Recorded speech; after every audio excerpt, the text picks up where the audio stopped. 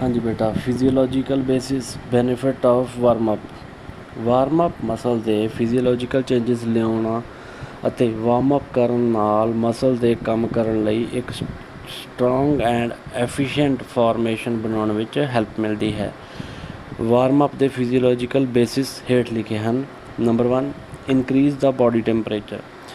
ਇੱਕ proper warm up body ਨੂੰ muscle ਦੇ ਟੈਂਪਰੇਚਰ ਨੂੰ ਇਨਕਰੀਜ਼ ਕਰਦਾ ਹੈ, ਜੋ ਕੰਟਰੈਕਸ਼ਨ ਐਂਡ ਮਸਲ ਦੇ ਰਿਲੈਕਸੇਸ਼ਨ ਵਿੱਚ ਐਫੀਸ਼ੀਐਂਟਲੀ ਹੈਲਪ ਕਰਦਾ ਹੈ। ਇਸ ਲਈ ਪਲੇਅਰ ਲਈ ਇਸ ਦੇ ਬਹੁਤ ਸਾਰੇ ਬੈਨੀਫਿਟ ਹਨ। ਰਿਸਰਚ ਨੇ ਪੁਆਇੰਟ ਕੀਤਾ ਹੈ ਕਿ ਜੇ ਐਕਟੀਵਿਟੀ ਦੀ ਸ਼ੁਰੂਆਤ ਤੋਂ ਪਹਿਲਾਂ ਮਸਲ ਨੂੰ ਥੋੜ੍ਹਾ ਜਿਹਾ ਵਾਰਮ ਅਪ ਕਰ ਦਿੱਤਾ ਜਾਵੇ ਤਾਂ ਪਰਫਾਰਮੈਂਸ ਵਿੱਚ ਬਹੁਤ ਇੰਪਰੂਵਮੈਂਟ ਹੁੰਦੀ ਹੈ। ਜੇ ਕੋਈ ਜ਼ੋਰਦਾਰ ਐਕਟੀਵਿਟੀ ਤੋਂ ਪਹਿਲਾਂ ਐਕਸਰਸਾਈਜ਼ ਕਰਨ ਵਿੱਚ ਫੇਲ ਹੁੰਦਾ ਹੈ ਤਾਂ ਇਹ ਮਸਲ ਫਾਈਬਰ ਨੂੰ ਟੀਅਰਿੰਗ ਪੈਦਾ ਹੁੰਦੀ ਹੈ। ਸੈਕਿੰਡ, ਡਿਕਰੀਜ਼ ਦਾ ਰੈਸਿਸਟੈਂਸ ਇਨ ਮਸਲ ਕੈਪੀਲਰੀਜ਼। ਰਿਸਰਚ ਨੇ ਖੁਲਾਸਾ ਕੀਤਾ ਹੈ ਕਿ ਵਾਰਮ ਅਪ ਕਰਨ ਨਾਲ ਮਸਲ ਕੈਪੀਲਰੀ ਵਿੱਚ ਰੈਸਿਸਟੈਂਸ ਡਿਕਰੀਜ਼ ਹੁੰਦਾ ਹੈ ਅਤੇ ਮਸਲ ਦੀ ਤਿਆਰੀ ਦੀ ਸਥਿਤੀ ਵਿੱਚ ਲਿਆਉਂਦਾ ਹੈ। Third, decreases the viscosity of muscle. Viscosity ਹੁੰਦਾ ਇੱਕ ਲਿਕੁਇਡ ਜਾਂ ਲੇਸ ਚੀਜ਼ ਨੂੰ ਕਹਿ ਦਿੰਦੇ ਹਾਂ ਆਪਾਂ। ਵਾਰਮ ਅਪ ਨਾਲ ਮਸਲ ਦੀ ਵਿਸਕੋਸਿਟੀ ਡਿਕਰੀਜ਼ ਹੁੰਦੀ ਹੈ। ਰਿਸਰਚ ਇੰਡੀਕੇਟ ਕਰਦੀ ਹੈ ਕਿ ਜੇ ਪਿਛਲੇ ਇਨਐਕਟਿਵ ਮਸਲ ਨੂੰ ਵਾਰ-ਵਾਰ ਸਟਿਮੂਲੇਟ ਕੀਤਾ ਜਾਂਦਾ ਹੈ ਤਾਂ ਪਹਿਲਾਂ ਕੁਝ ਕੰਟਰੈਕਸ਼ਨ ਅਕਸਰ ਸਮਾਲ ਐਂਡ ਇਰੈਗੂਲਰ ਹੁੰਦੇ ਹਨ ਅਤੇ ਰਿਲੈਕਸੇਸ਼ਨ ਇਨਕੰਪਲੀਟ ਹੁੰਦਾ ਹੈ, ਪਰ ਇੱਕ ਵਾਰ ਕੰਟਰੈਕਸ਼ਨ ਸਟਰੋਂਗ ਹੋਣ 'ਤੇ ਰਿਲੈਕਸੇਸ਼ਨ ਕੰਪਲੀਟ ਹੋ ਜਾਂਦਾ ਹੈ। ਇਹ ਮਸਲ ਦੇ ਵਿਸਕੋਸਿਟੀ ਨੂੰ ਡਿਕਰੀਜ਼ ਦੇ ਕਾਰਨ ਵਾਪਰਦਾ ਹੈ। ਇਹ ਮਸਲ ਦੇ ਕੰਟਰੈਕਸ਼ਨ ਐਂਡ ਰਿਲੈਕਸੇਸ਼ਨ ਦੀ ਫਾਸਟਰ ਐਂਡ ਐਫੀਸ਼ੀਐਂਟ ਰੇਟ ਵੱਲ ਲੈ ਜਾਂਦੀ ਹੈ। ਇਹ ਇੰਜਰੀ ਹੋਣ ਤੋਂ ਵੀਅਰ ਐਂਡ ਟੀਅਰ ਅਤੇ ਮਸਲ ਦੇ ਲਿਗਾਮੈਂਟ ਦੇ ਟੀਅਰ ਨੂੰ ਰਿਡਿਊਸ ਕਰਦਾ ਹੈ। Number 4, increases the speed of nerve impulses. Warm up ਨਾਲ ਨਰਵ ਦੀ ਸਪੀਡ ਵੱਧ ਜਾਂਦੀ ਹੈ, ਜੋ ਪਲੇਅਰ ਦੇ ਰਿਐਕਸ਼ਨ ਟਾਈਮ ਨੂੰ ਇੰਪਰੂਵ ਕਰਦਾ ਹੈ ਅਤੇ ਸ਼ਾਰਪ ਕਰਦਾ ਹੈ। ਰਿਐਕਸ਼ਨ ਟਾਈਮ ਵਿੱਚ ਇੰਪਰੂਵਮੈਂਟ ਗੇਮ ਐਂਡ ਸਪੋਰਟਸ ਵਿੱਚ ਬਹੁਤ ਸਾਰੇ ਸਪੋਰਟਸ ਪਰਸਨ ਲਈ ਇੰਪੋਰਟੈਂਟ ਹੁੰਦਾ ਹੈ। Number 5, increase metabolic rate. Warm up ਇਨ ਮੈਟਾਬੋਲਿਕ ਰੇਟ ਇਨਕਰੀਜ਼ ਹੁੰਦਾ ਹੈ, ਜੋ ਆਖਰਕਾਰ ਐਨਰਜੀ ਦੇ ਲੈਵਲ ਨੂੰ ਇੰਪਰੂਵ ਕਰਦਾ ਹੈ। ਇਨਫੈਕਟ ਕੋਰ ਟੈਂਪਰੇਚਰ ਇਨਕਰੀਜ਼ ਹੋਣ ਕਾਰਨ ਮੈਟਾਬੋਲਿਕ ਰੇਟ ਵੱਧਦਾ ਹੈ।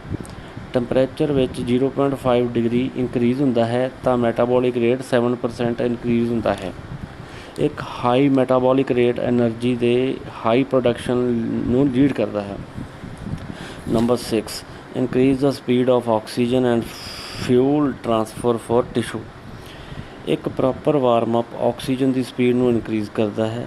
ਇਸ ਦੀ ਮੌਜੂਦਗੀ ਵਿੱਚ ਸਮਾਲ ਬਲੱਡ ਵੈਸਲਸ ਦੇ ਵਿਗਾੜ ਨੂੰ ਮਸਲ ਦੁਆਰਾ ਬਲੱਡ ਫਲੋ ਨੂੰ ਵਧਾਉਣ ਦੇ ਕਾਰਨ ਵਾਪਰਦੀ ਹੈ। ਆਕਸੀਜਨ ਸਪਲਾਈ ਵਿੱਚ ਵਾਧਾ ਮਸਲ ਦੀ ਫੰਕਸ਼ਨੈਲਿਟੀ ਵਿੱਚ ਸੁਧਾਰ ਕਰਦਾ ਹੈ। ਨੰਬਰ 7, ਰਿਡਿਊਸਿਸ ਦਾ ਬਲੱਡ ਲੈਕਟਿਕ ਐਸਿਡ। ਰਿਸਰਚਰ ਦਰਸਾਉਂਦੀਆਂ ਹਨ ਕਿ heart rate and oxygen consumption ਸਿੱਧੇ ਮਸਲ ਦੇ ਟੈਂਪਰੇਚਰ ਨਾਲ ਸੰਬੰਧਿਤ ਹੈ। ਜੇ ਟੈਂਪਰੇਚਰ ਵੱਧਦਾ ਹੈ ਤਾਂ ਹਾਰਟ ਰੇਟ ਵੀ ਇਨਕਰੀਜ਼ ਹੁੰਦਾ ਹੈ ਅਤੇ ਆਕਸੀਜਨ ਕੰਜ਼ੰਪਸ਼ਨ ਵੀ ਜ਼ਿਆਦਾ ਹੁੰਦੀ ਹੈ, ਜੋ ਬਲੱਡ ਦੇ ਲੈਕਟਿਕ ਐਸਿਡ ਨੂੰ ਘਟਾਉਂਦੀ ਹੈ।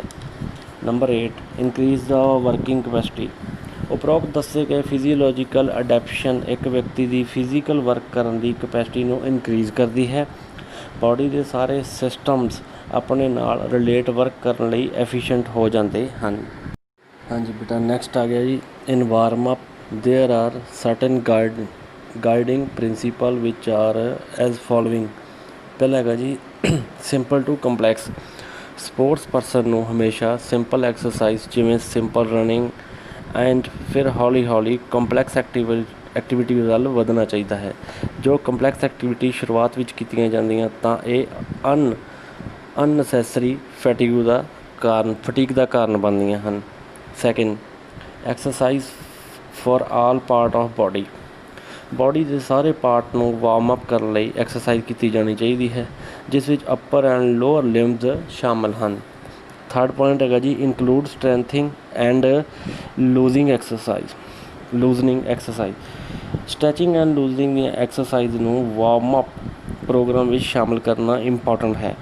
ਇਹ ਫਲੈਕਸੀਬਿਲਿਟੀ ਇਨਕਰੀਜ਼ ਕਰਨ ਅਤੇ ਇੰਜਰੀਜ਼ ਤੋਂ ਬਚਾਉਣ ਵਿੱਚ ਹੈਲਪ ਕਰਦੇ ਹਨ। Number 4, intensive enough to increase body temperature. Body temperature ਨੂੰ ਇਨਕਰੀਜ਼ ਕਰਨ ਲਈ ਵਾਰਮ ਅਪ ਕਰਨਾ ਚਾਹੀਦਾ ਹੈ, ਪਰ ਇਸ ਨਾਲ ਵਿਅਕਤੀ ਨੂੰ ਫਟੀਕ ਨਹੀਂ ਹੋਣੀ ਚਾਹੀਦੀ। Number 5, warm up according to age and sex. Warm up routine ਵਿੱਚ ਵਿਅਕਤੀ ਨੂੰ ਏਜ ਐਂਡ ਸੈਕਸ ਦੇ ਅਕੋਰਡਿੰਗ ਐਡਜਸਟ ਐਂਡ ਮੋਡੀਫਾਈ ਕੀਤਾ ਜਾਣਾ ਚਾਹੀਦਾ ਹੈ।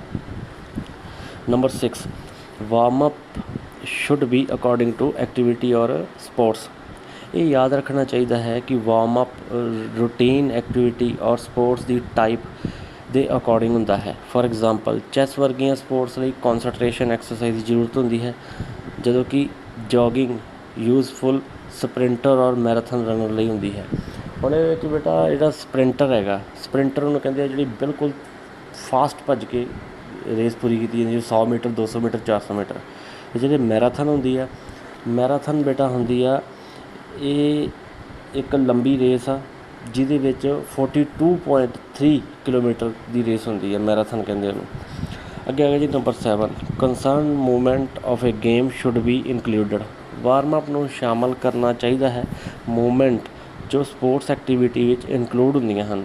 ਫੋਰ ਐਗਜ਼ਾਮਪਲ, ਰਨਰ ਨੂੰ ਰਨਿੰਗ ਇਨਕਲੂਡ ਕਰਨੀ ਚਾਹੀਦੀ ਹੈ ਅਤੇ ਹਡਲਰ ਨੂੰ ਉਹਨਾਂ ਦੇ ਵਾਰਮ ਅਪ ਵਿੱਚ ਹਡਲਿੰਗ ਇਨਕਲੂਡ ਕਰਨੀ ਚਾਹੀਦੀ ਹੈ। ਹਡਲਰ ਹੁੰਦੇ ਬੇਟਾ ਜਿਹੜੇ ਆਪਾਂ ਭੱਜ ਕੇ ਰੇਸ ਹਡਲਸ ਟੱਪੀ ਦੇ ਨਾਲ ਰੇਸ ਕਰੀਦੀ ਆ, ਉਹਨਾਂ ਨੂੰ ਕਹਿੰਦੇ ਆ। ਨੈਕਸਟ ਆ ਗਿਆ ਜੀ 8th point, warm up should be done at exact time. Accurate time 'ਤੇ ਵਾਰਮ ਅਪ ਕਰਨਾ ਇੰਪੋਰਟੈਂਟ ਹੈ ਤਾਂ ਜੋ ਐਥਲੀਟ ਪਰਫਾਰਮੈਂਸ ਤੋਂ ਪਹਿਲਾਂ ਵਾਰਮ ਅਪ ਹੋਣ ਕਾਰਨ ਟੈਂਪਰੇਰੀ ਫਟੀਕ ਤੋਂ ਰਿਕਵਰੀ ਕਰ ਸਕੇ। ਫੋਰ ਐਗਜ਼ਾਮਪਲ, ਕੰਪੀਟੀਸ਼ਨ ਤੋਂ 10 ਤੋਂ 15 ਤੋਂ 20 ਮਿੰਟ ਪਹਿਲਾਂ ਵਾਰਮ ਅਪ ਸਟਾਰਟ ਕਰਨਾ ਚਾਹੀਦਾ ਹੈ, ਇਹ ਬੈਟਰ ਹੁੰਦਾ ਹੈ, ਅਤੇ ਪਰਫਾਰਮੈਂਸ ਤੋਂ 5 ਮਿੰਟ ਪਹਿਲਾਂ ਫਿਨਿਸ਼ ਹੋਣਾ ਚਾਹੀਦਾ ਹੈ। ਅੱਗੇ ਹੈਗਾ ਜੀ ਬੈਨੀਫਿਟ ਆਫ ਵਾਰਮ ਅਪਸ। ਪਹਿਲਾ ਹੈਗਾ ਜੀ ਟਿਸ਼ੂ ਦੁਆਰਾ ਬਲੱਡ ਦੀ ਮੂਵਮੈਂਟ ਇਨਕਰੀਜ਼ ਮਸਲ ਨੂੰ ਵਧੇਰੇ ਪਲਾਈਬਲ ਬਣਾਉਂਦੇ ਹਨ।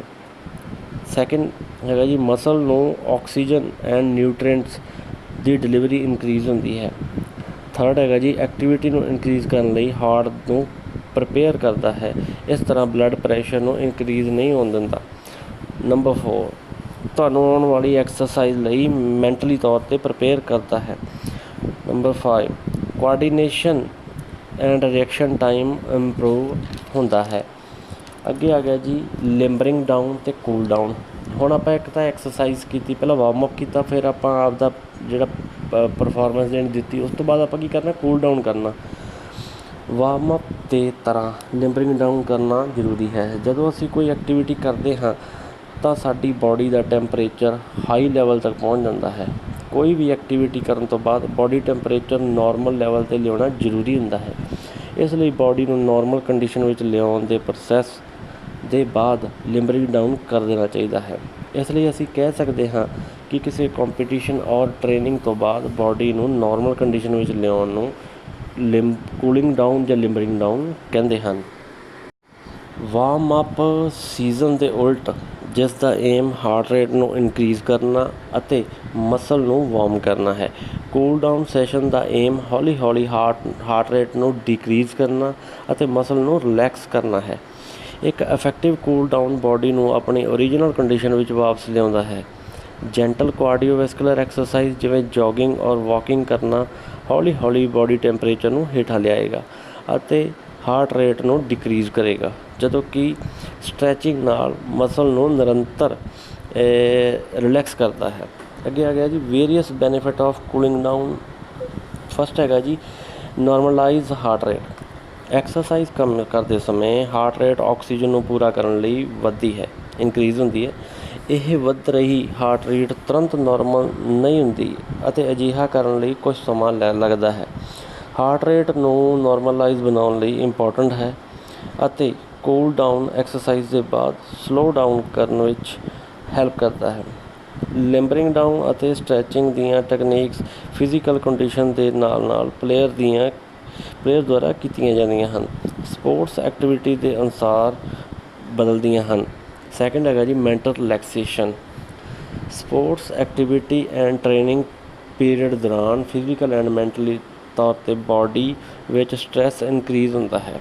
ਕੂਲ ਡਾਊਨ ਨਾਲ ਐਕਸਰਸਾਈਜ਼ ਕਰਨ ਤੋਂ ਬਾਅਦ ਬਾਡੀ ਨੂੰ ਫਿਜ਼ੀਕਲੀ ਅਤੇ ਮੈਂਟਲ ਰਿਲੈਕਸੇਸ਼ਨ ਮਿਲਦੀ ਹੈ। Number 3, normalise blood circulation. Exercise ਦੇ ਦੌਰਾਨ ਮਸਲ ਵਿੱਚ ਬਲੱਡ ਫਲੋ ਇਨਕਰੀਜ਼ ਹੋ ਜਾਂਦਾ ਹੈ। ਕੂਲ ਡਾਊਨ ਨਾਲ ਬਾਡੀ ਵਿੱਚ ਬਲੱਡ ਸਰਕੂਲੇਸ਼ਨ ਨੂੰ ਨਾਰਮਲਾਈਜ਼ ਕਰਨ ਵਿੱਚ ਹੈਲਪ ਮਿਲਦੀ ਹੈ। ਨੰਬਰ 4, ਇੰਪਰੂਵਸ ਫਲੈਕਸੀਬਿਲਿਟੀਜ਼। ਲਿੰਬਰਿੰਗ ਡਾਊਨ ਕਰਨ ਨਾਲ ਬਾਡੀ ਦੀਆਂ ਮੇਜਰ ਮਸਲਸ ਨੂੰ ਸਟਰੈਚਿੰਗ ਵਿੱਚ ਸ਼ਾਮਿਲ ਹੋਣਾ ਚਾਹੀਦਾ ਹੈ। ਇਹ ਮਸਲ ਨੂੰ ਸਟ੍ਰੈਸ ਰਿਡਿਊਸ ਕਰਦੀ ਹੈ ਅਤੇ ਫਲੈਕਸੀਬਿਲਿਟੀ ਨੂੰ ਇੰਪਰੂਵ ਕਰਨ ਵਿੱਚ ਹੈਲਪ ਕਰਦੀ ਹੈ। ਨੰਬਰ 5, ਰੀਸਟੋਰਿੰਗ ਦਾ ਨਾਰਮਲ ਬਾਡੀ ਟੈਂਪਰੇਚਰ। ਇਹ ਬਾਡੀ ਟੈਂਪਰੇਚਰ ਨੂੰ ਨਾਰਮਲ ਕਰ ਦਿੰਦੀ ਹੈ। ਅੱਗੇ 6 ਹੈਗਾ ਜੀ, ਰਿਮੂਵਿੰਗ ਦਾ ਵੇਸਟ ਪ੍ਰੋਡਕਟ। ਟ੍ਰੇਨਿੰਗ ਪੀਰੀਅਡ ਦੌਰਾਨ ਔਰ ਸਪੋਰਟਸ ਈਵੈਂਟ ਵਿੱਚ ਪਾਰਟੀਸਪੇਟ ਕਰਨਾ, ਬਾਡੀ ਵਿੱਚ ਬਹੁਤ ਸਾਰੇ ਵੇਸਟ ਪ੍ਰੋਡਕਟ ਇਕੱਠਾ ਹੋ ਜਾਂਦੇ ਹਨ। ਇਹ ਵੇਸਟ ਪ੍ਰੋਡਕਟ ਜਿਵੇਂ phosphorus, lactic acid, carbon dioxide, sulphur etcetera muscle ਦੀ ਪ੍ਰੋਪਰ ਵਰਕ ਕਰਨ ਦੀ ਐਫੀਸ਼ੀਐਂਸੀ ਨੂੰ ਰਿਡਿਊਸ ਕਰਦੇ ਹਨ। ਕੂਲ ਡਾਊਨ ਨਾਲ ਇਹਨਾਂ ਵੇਸਟ ਪ੍ਰੋਡਕਟ ਨੂੰ ਰਿਮੂਵ ਕਰਨਾ ਅਤੇ ਐਕਸਰਸਾਈਜ਼ ਤੋਂ ਬਾਅਦ ਰਿਕਵਰੀ ਨੂੰ ਪ੍ਰਮੋਟ ਕਰਨ ਵਿੱਚ ਹੈਲਪ ਮਿਲਦੀ ਹੈ। ਨੰਬਰ 7, ਡਿਕਰੀਜ਼ ਦਾ ਮਸਲ ਟੈਂਸ਼ਨ। ਐਕਸਰਸਾਈਜ਼ ਕਰਦੇ ਸਮੇਂ ਮਸਲ ਟੈਂਸ਼ਨ ਦੇ ਅੰਡਰ ਹੁੰਦੇ ਹਨ ਅਤੇ ਕੂਲ ਡਾਊਨ ਕਰਨ ਨਾਲ ਮਸਲ ਰਿਲੈਕਸ ਹੁੰਦੇ ਹਨ ਅਤੇ ਬਾਅਦ ਵਿੱਚ ਮਸਲ ਵਿੱਚ ਟੈਂਸ਼ਨ ਰਿਡਿਊਸ ਹੁੰਦੀ ਹੈ। Number 8, reduce the chances of dizziness and fainting. ਹੁਣ ਡਿਜ਼ਨੈਸ ਹੁੰਦਾ ਬੇਟਾ ਚੱਕਰ ਆਉਣੇ ਅਤੇ ਫੈਂਟਿੰਗ ਹੁੰਦਾ ਬੇਹੋਸ਼ੀ। ਫੈਂਟਿੰਗ ਐਂਡ ਡਿਜ਼ਨੈਸ ਆਉਣ ਦੀ ਸੰਭਾਵਨਾ ਨੂੰ ਰਿਡਿਊਸ ਕਰਨ ਲਈ ਕੂਲ ਡਾਊਨ ਕਰਨਾ ਬਹੁਤ ਇੰਪੋਰਟੈਂਟ ਹੈ। ਐਕਸਰਸਾਈਜ਼ ਦੇ ਦੌਰਾਨ ਲੈਗਸ ਐਂਡ ਫੀਟ ਵਿੱਚ ਬਲੱਡ ਵੈਸਲ ਐਕਸਪੈਂਡ ਹੁੰਦੀਆਂ ਹਨ ਤਾਂ ਕਿ ਲੋਅਰ ਲਿੰਬ ਨੂੰ ਵਧੇਰੇ ਬਲੱਡ ਪ੍ਰੋਵਾਈਡ ਕੀਤਾ ਜਾ ਸਕੇ।